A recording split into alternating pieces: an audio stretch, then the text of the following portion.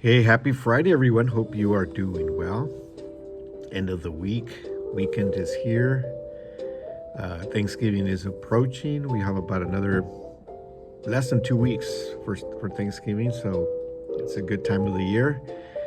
And hopefully, your day is going well.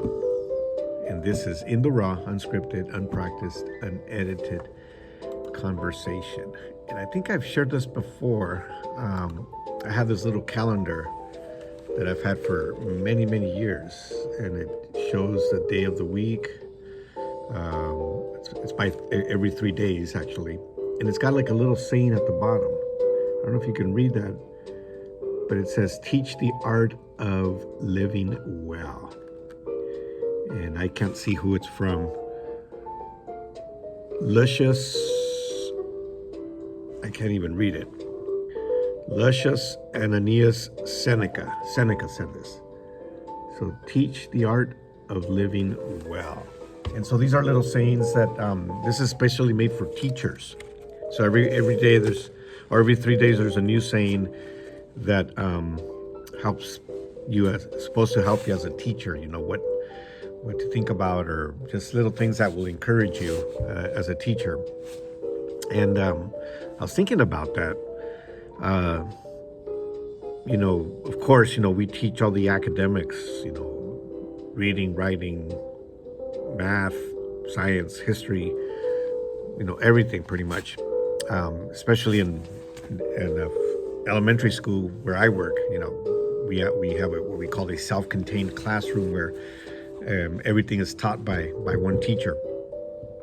But one thing that I've found over the years, and I'm talking 25 years, that I have found myself teaching more than anything is life skills.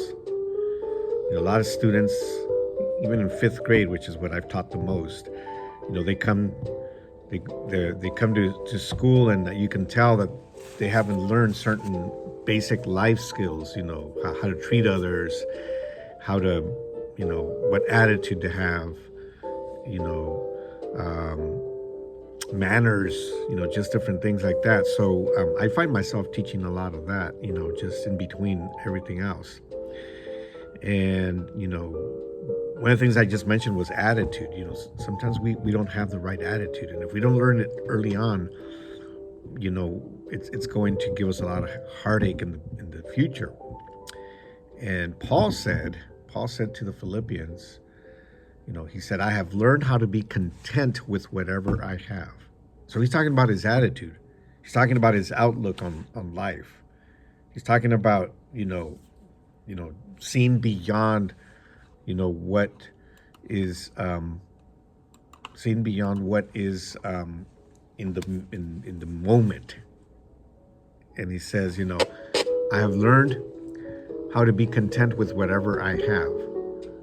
I know how to live on almost nothing or with everything. I have learned the secret of living in every situation, whether it is with a full stomach or empty, with plenty or little.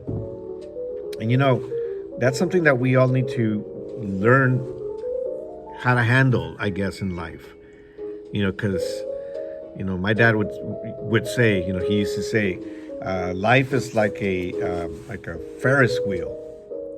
Sometimes you're on top, sometimes you're on the bottom. And you have to learn how to handle all that. You need to learn how to confront every situation in your life.